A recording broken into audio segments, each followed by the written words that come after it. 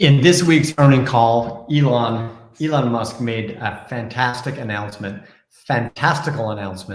proclamation that Tesla has the potential to become worth more than both Apple and Saudi Aramco combined. Each of those companies is worth about $2 trillion with a T. So if that happened, then Tesla would become worth over $4 trillion, which would be almost a 7x from here. So is that possible? Is that crazy? Let's find out. Let's talk about some of the things that Elon covered in the earnings call and they're released after the bell yesterday. But let's start by looking where we've come from. This chart you'll see is the stock price over the last year. It is down 45% from last year, from a high of over $400, now at $200. After the bell and the day following after the announcement, Tesla shares fell about 6%. Now this morning, they're up a couple of percent, rebounding a little bit. While they sold off yesterday, that's a pretty big sell-off because they didn't quite get the revenue that they have projected. They beat on earnings. Their projected was 99 cents, and they came out at 105 cents. So they beat on earnings, meaning they're making more money per share, but their revenue was down, mostly because they are selling their costs are up, and they are selling all the cars that they make. Still, quarter after quarter, they sell all the cars that they make, which is a great sign. But the average sticker price per car is a little bit lower. So they've cut some costs, custom pricing on those cars. The reason why the street has been selling off this stock for the last year is, like anything else, inflation and the Fed and the increase in costs of everything, namely building materials that go into making these cars and the batteries and everything else that goes into it. Everything is costing more. So their input costs have risen. Secondly, it's feared that the mostly high-end buyers that buy Teslas are going to slow down buying Teslas because the economy is in a recession or going into a recession, which will curb demand. So far, we haven't seen a lot of that since they continue to sell all the cars that they make. And Elon stated that they see that happening into the near to medium future. He doesn't see any slowdown in the number of cars they're going to be able to sell. They're going to be able to sell everything, even as the economy is in a recession. He stated just hours ago that he thought that the recession would last potentially through the beginning of 2024, but that Tesla would be able to weather the storm. So let's go through some of the numbers. We're going to go over directly to their earnings report, but I want to first start off with some of the graphs in their quarterly report to give some context. Now compare these graphs to the graph we just looked at, which is the stock price over the last year. Notice the difference. The stock price has been going down and to the right, which is all bad. And these 8 graphs I'm going to show you next from their quarterly report are the opposite. They're up and to the right. So the number of vehicles that they are delivering continues to go up every quarter. Their operating cash flow is trending up. Their net income is trending up. Their vehicles delivered is trending up. As I have said a couple of times, they're selling everything that they're making. And this last chart is very interesting. Their operating margin continues to climb. If you look at the chart on the right, Tesla is in red. Their operating margin continues to go up, even while the automotive industry and the S&P remain flat. So Tesla is actually doing very good. Let's jump up to a couple of the numbers, hit some highlights, and compare. These kind of correlate to the graphs that we just looked at, but I think it's important to point out where exactly we are. So look at total revenues, just a few lines down from the top, and you'll see that a year ago, total revenues were $13.7 billion. This last quarter, they were $21.5 billion. So So total revenues are up 56%. Adjusted EBITDA is also up. The margin is about flat at 20 from 23.3 to 23.2, but they're making more money. The net cash flow provided by operating activities over $5 billion. So the cash flow is up 62%, which is great. One of the other things he said that was caught my ear in the call was that next year they have set aside $5 to $10 billion to do a stock buyback. They want to keep that money in reserves in case the recession worsens during 2023 and they need that money for operating expenses, even though they have enough money to make it through.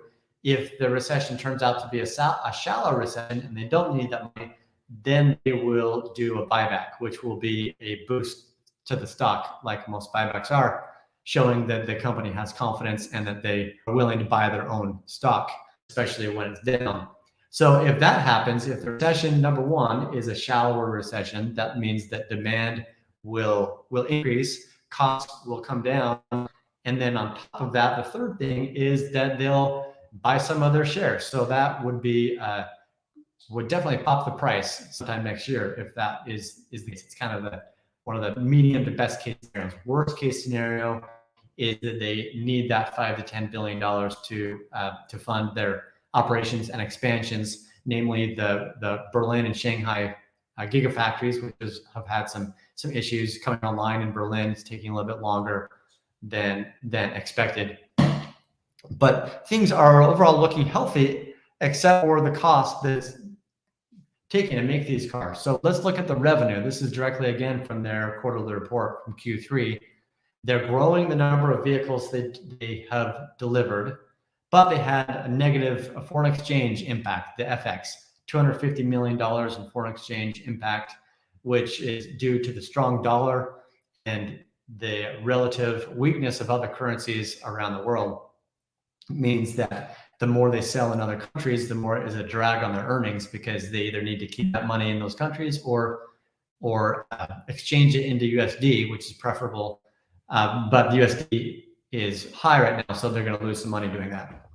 Profitability increased. The growth in vehicle deliveries increased. Other sections of the company, like batteries and energy, increased as well, but those contribute less to the business than automotive. So we'll just focus on the automotive. There is a negative impact, $250 million of foreign exchange.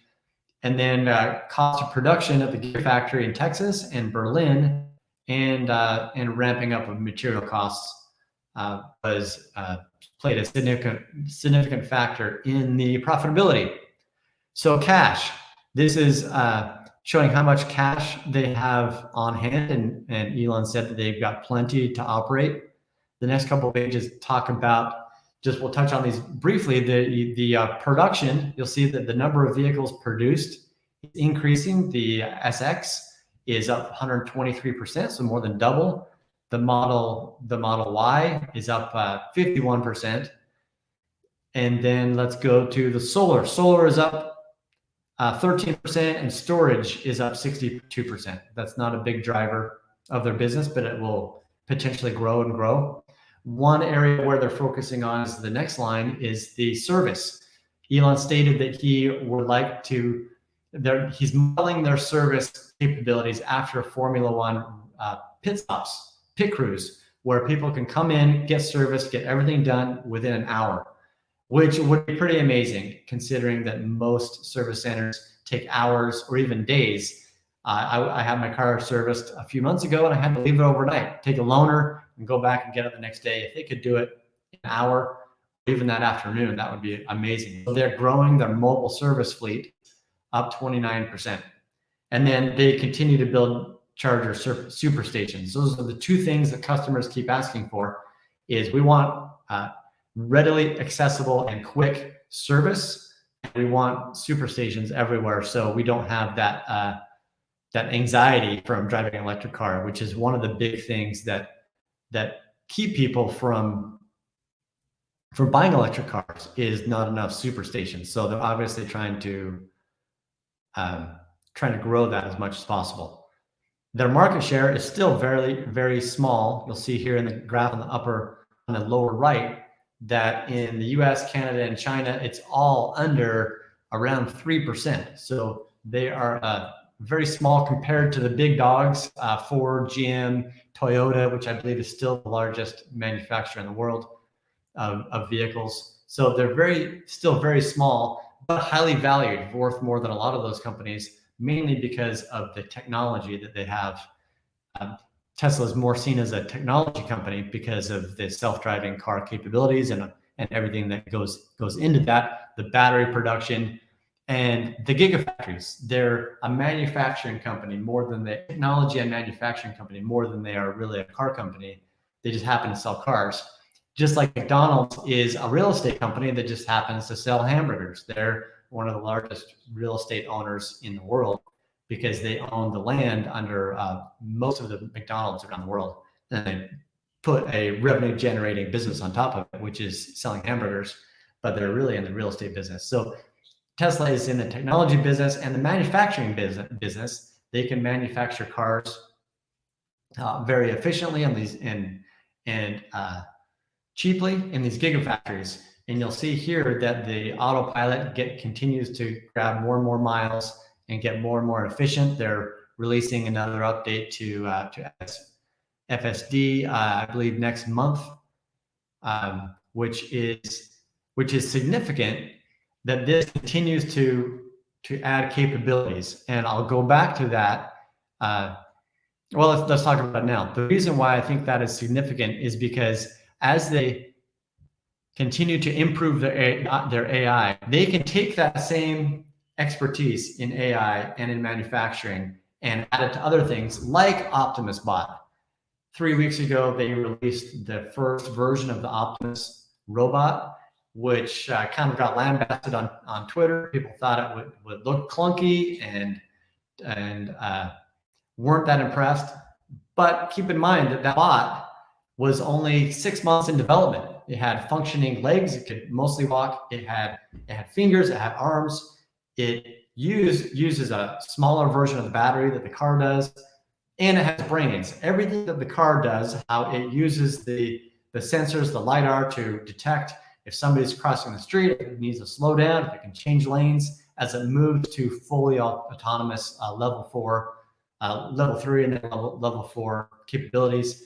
All of that technology they're putting into the Optimus Bot, which means that once it's ready in 3 to 5 years, according to Elon, which probably will be a little bit longer, knowing history, that same robot will be able to walk around. It will be able to grip things. It will be able to use its arms and be functionally aware of its surrounding. Where is that box? Where does it need to go? I can walk here. I'm going to walk around you if you're in my way.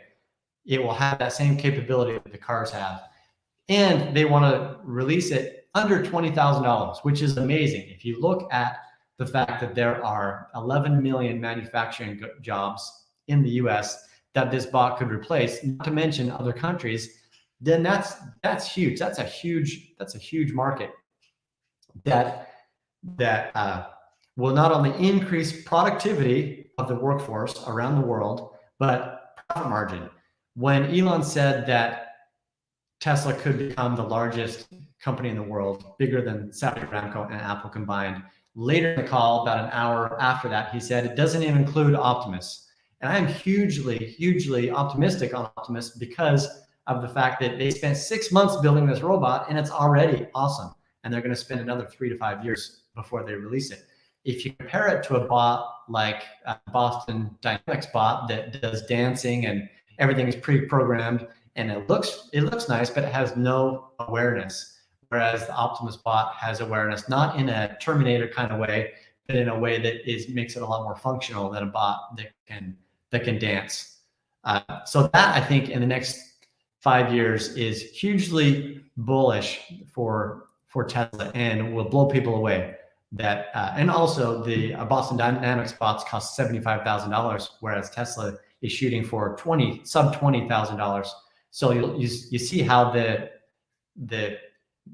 scale of the gigafactories really comes into play when they're trying to manufacture, especially something like this bot. They can undercut any competition they have and then put a brain inside of it, because their gigafactories are designed for mass production, and their vehicles, just like the bot, are designed to be learning and improving. So that's going to be huge when that comes out. It's still in the very early stages, but it's looking pretty good.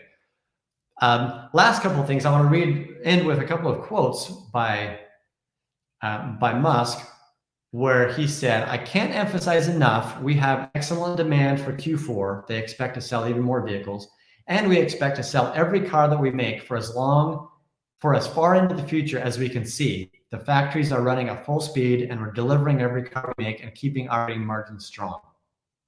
So this is one of those companies, one of those stocks to look at during the recession, potentially to accumulate, that they are a solid company with solid cash flow, solid demand, amazing brand, several interesting products in the pipeline that are coming to fruition, but they've just been beaten down by the global economy, the slowdown in demand, and the Fed. So when that starts to turn around, whenever it is, in the next 6 to 12 to maybe 18 months, if Musk was right about early 2024, then this stock will rebound and get back to near all-time highs, in my opinion.